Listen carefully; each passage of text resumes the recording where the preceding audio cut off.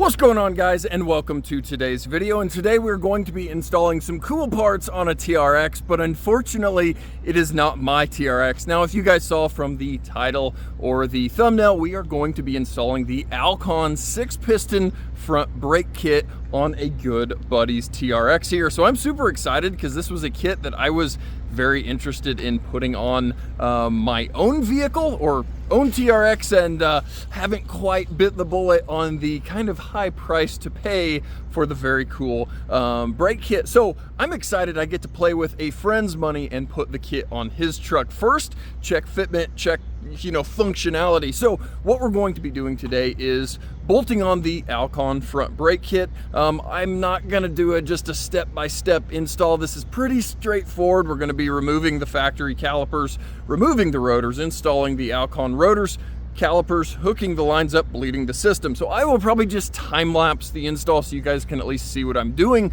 and then we'll go out and drive the thing. Now, no, I'm not gonna go out and beat on it and slam on the brakes and do all that because it's a brand new expensive brake kit, but we'll at least go in and bed the brakes in and see how this thing feels. See how the pedal travel feels. Does the pedal travel further with the 6-piston? Does it feel identical? It'll be very interesting to kind of compare that pedal feel. So that's what we're going to be doing today. Now, I thought I would do just a quick walk around on this thing because this is a pretty cool and customized TRX. He's got a lot of stuff done to the thing that isn't just off the shelf stuff. He does a lot of the work himself. So let's do a quick walk around and then we'll get this thing in the shop. So guys, here we are with his 21 TRX, and as you guys can see, there's just a whole lot to talk about on this truck. This front tube pre-runner style bumper he has made himself, bent the tubing, welded this all together. Park sensors are all still functional, everything's there. A whole bunch of auxiliary lighting. He's even integrated a winch mount in the thing with a cool Baja style front aluminum skid plate. Now, moving up, we've got the carbon fiber hood in the factory style, which is a super cool touch. Under the hood, I believe he is sitting with a 900 horsepower kit. He's got injectors, pulley, tune, all that stuff to support the 900 horsepower package that is on this truck. Moving around, he is on factory beadlock wheels, but if you guys notice, he is actually got the beadlock rings in use, and this thing is beadlocked on 37-inch KM3 BFG mud terrains. Now, yeah, you guys can see the King remote reservoir coilovers in place of the factory Blackhawk Bilstein shocks. I got to bolt those things on, and man, those are pretty to look at. Moving a little bit further down, he's got a set of custom rock rails, but very cool. He's got the Ram power running boards cut, chopped, modified with a very functional step that kicks down, but when you shut the door, this thing folds up almost completely out of the way. He's just got this thing set up very, very nicely. Now, up here you can see the bed rack. I do not know the brand offhand, but bed rack with totes, spare tire mounted up high. He's got room for jack, high lift jack over here, a winch to pull. I believe he's got a motorcycle, dirt bike of some sort that he winches into the back. We've got traction boards, fire, we've got everything, and this thing does go out in Colorado on the trails and places where you normally wouldn't be running your big, huge TRX. Out back, we've got the King reservoir, finned, cooled, amazing internal bypass shocks. I believe he's on geyser springs, if I recall correctly, and in the back he does have the hydraulic bump stops. You can see just there poking out of the spring. Again, moving underneath, we've got Kibitech upper and lower control arms and the rear track bar on this thing.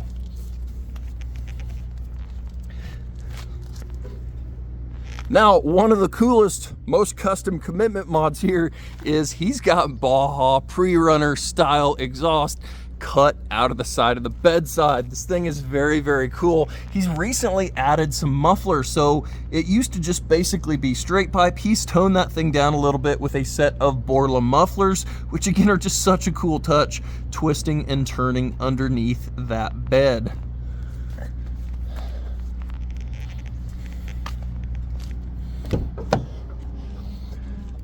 Now again, jumping inside, this is relatively stock except for we've got a harness bar in the back with some 4-point harnesses to keep you safely and securely in your seat when you are out running this thing hard off-road. So now guys, what we are actually installing today is those Alcon 6-piston front brake kit, and man, what a good looking caliper here. We've got pads, we've got all of our hardware here for mounting. There is a bracket here that I don't just blatantly have in the box, and then 2-piece rotors here in the front. So guys, like I said, I'm just gonna throw you guys on a time lapse. I'm going to show installing one side. One thing that I think I will do is weigh the factory brakes versus these Alcon brakes, because these things feel real heavy. So it'll be interesting to see what the weight difference is between the two. So I'll weigh, again, the Alcon setup versus the factory setup, so we can say, hey, you're adding 20 pounds onto the truck or whatever, and go from there. So let's get this thing in the shop. Let's bolt some cool brakes on. If I didn't already mention, these Alcon 6-piston kits fit with the factory 18-inch wheels, so you don't have to go up to a big 20 or whatever. These fit with those factory 18s, which is a big selling point for myself. So again, let's get this in the shop. Let's bolt some brakes on this thing and see how it looks. All right, so pulling off our factory brake caliper with a 21mm caliper bracket bolts, and then we'll get that thing hung out of the way. Now to pull off the factory brake rotor, we will need a T30 Torx for the little rotor retaining bolt.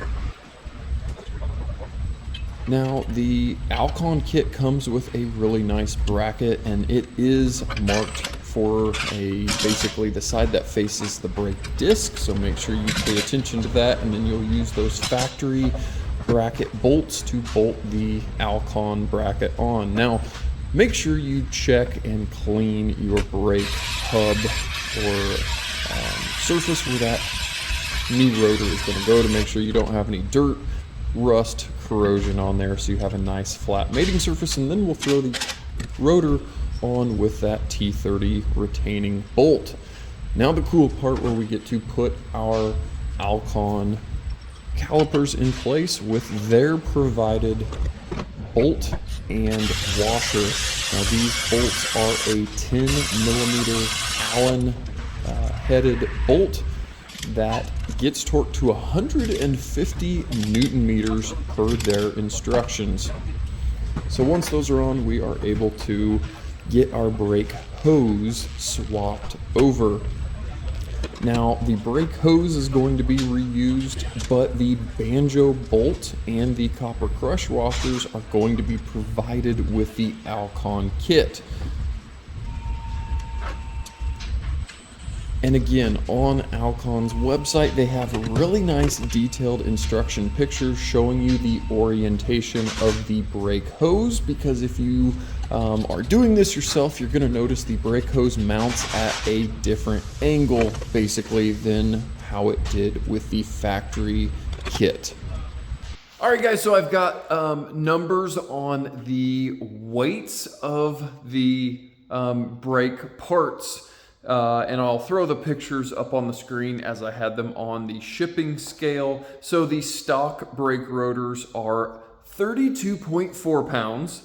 The Alcon rotors are 36.8 pounds. So you are gaining 4.4 pounds per rotor, or a grand total of 8.8 pounds. The calipers with brackets and hardware, the stock is 25.2 and the Alcon kit was 25.8. So you are gaining 0.6 of a pound per corner, or per each front wheel. So a total of 1.2 pounds. So a grand total with the Alcon kit of 10 pounds of additional weight on the front of the truck. So, 5 pounds a corner there in the front is what you're gaining. So considerably less than what I thought. Holding those rotors and calipers, they felt like they weighed a ton, but once I actually took the factory off, the factory are really darn heavy also. So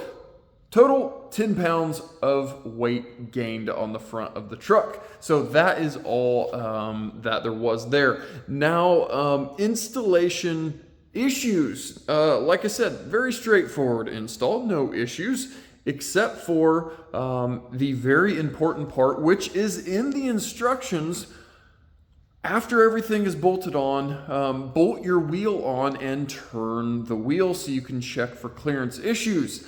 I wasn't able to do that with this truck because of the King shocks allow for a little bit more down travel of the front suspension. The front CV boots are like real close to touching, if not kind of touching, the lower control arm. So I didn't want to just take the wheel at full droop and turn it a whole bunch and tear up the CV boots. So I didn't do that. I bolted everything on the truck, set it on the ground, and started driving in the shop and heard a very weird rubbing or clicking noise from each front wheel. I kind of assumed it was the new front rotors, but it sounded real weird. I looped around, came back into the shop and looked, and lo and behold, my front brake lines were rubbing on the front wheel weights on the inside lip of the wheel. So I tried to take a couple of pictures here. You can see kind of the rub marks on the wheel weights in one of the pictures. So I was able just to easily reach up. It is the metal line where it kind of bends. It has the little L shape to the metal line. After the rubber where it goes to metal, a 4-inch or so metal section that bolts to the caliper. That kind of changes its orientation when you bolt them onto the Alcon, calipers. Now, I followed the instructions. The instructions on their website are like really, really good, really nice pictures, but it doesn't tell you to bend the hoses to make sure they clear the wheels. So I would assume these would rub on any and all of our trucks because of how those wheels are with the factory 18. So I was able just to reach up and bend the line more inboard, if that makes sense, away from the lip of the wheel, take them, bend both of them inward, made a whole bunch of clearance, and the truck will never have an issue because of that. But like I said, the instructions tell you to turn the wheels and check. I wasn't able to do that due to the Kings on the truck, so make sure you turn and check for wheel to brake line hose clearance, and probably just go ahead and bend it away because they're going to be really, really, really darn close regardless. So take those lines, give them a little bit of a bend inward, and other than that little issue, these were bolt on with no issues. Really nice, everything fit really perfectly, but just make sure you bend the lines so you don't rub through your brake lines or hoses on your wheels and damage things. So that's the only issue I ran into. Couldn't really get a good picture, but yeah, bend those lines inward and you will be golden. All right, guys, so initial drive here. Now, the brakes aren't even bedded in right now. I'm literally just driving out of the shop, but the brake pedal, I think, feels pretty normal. Maybe a teeny bit softer if I'm just trying to like nitpick. But again, it feels very stock. And again, the brakes aren't even bedded in. Not that that should change pedal feel, but again, yeah. So per the website, the brake bedding procedure, they want you to do at least 60 miles an hour and brake down to 30, bring it back up to 60, brake down to 30, do that about 10 times, and then drive the vehicle for a little bit so you've got some air over the brakes, not immediately coming to the stop.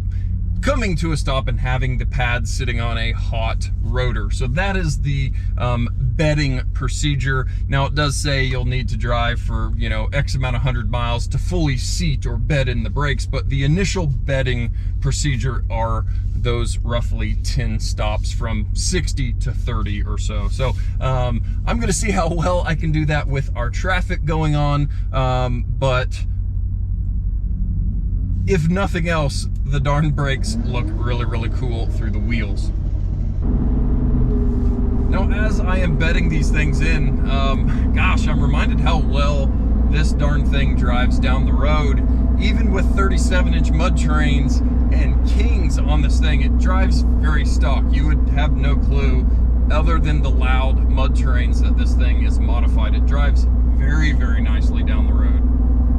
Now guys, even just during the bedding procedure here, I've made, you know, over half of my stops, and yes, the brakes are now warm, but I can already feel like the initial bite seems a little bit peppier, if that makes sense. That initial, you know, pedal tip in on the brakes seems to be grabbier, not in a bad way, but just in a little bit more aggressive way. I believe Alcon on their website talks about the pad compound being a more aggressive or performance compound, obviously, than the factory brake. So that is something that we're probably now feeling, that we've got a little bit of heat in those pads and rotors. Now guys, it would be interesting to feel these brakes with factory height tires, because with these 37s, we're obviously at a mechanical disadvantage versus the factory 35. So again, the brakes feel really well, even with these big 37s, but it would be kind of cool to put factory height tires and again, feel the advantages of the brakes. But again, these things won't even be fully bedded in for a couple of 100 miles. So this isn't going to be a review, unfortunately, of, man, these feel so much better. You know, that. I just wanted to show you guys a cool part for the TRX and a quick time-lapse install kind of thing of me throwing these onto a good buddy's truck. So that's what we were doing today. Unfortunately, it's not my truck. Now, putting these on absolutely makes me want to buy these for mine, but goodness, that price tag is a little bit tough to swallow.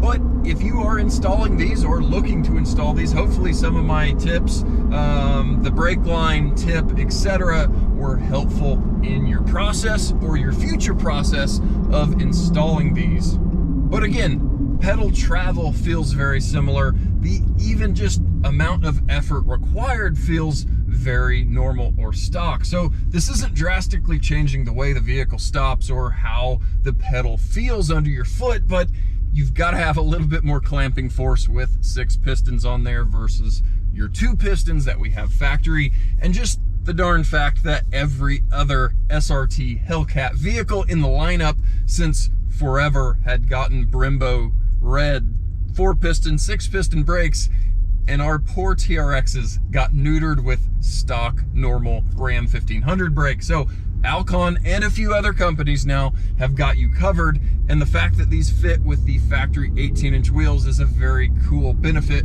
for at least myself, who is very much a fan of the factory wheel. So guys, let me know down in the comments if you've got this brake kit or another brake kit or would like a brake kit, and let me know your experiences with it, how it's felt, how it's held up, how the pad life is treating you, because that would be another interesting thing to know, if these brake pads are going to wear out every 10,000 miles or if they're going to last 50,000 miles. I really have no clue. So guys, thanks for coming out and watching me install a cool part on not my TRX, but a good buddy's TRX. And guys, as always, thanks for watching, and we'll catch you guys next time.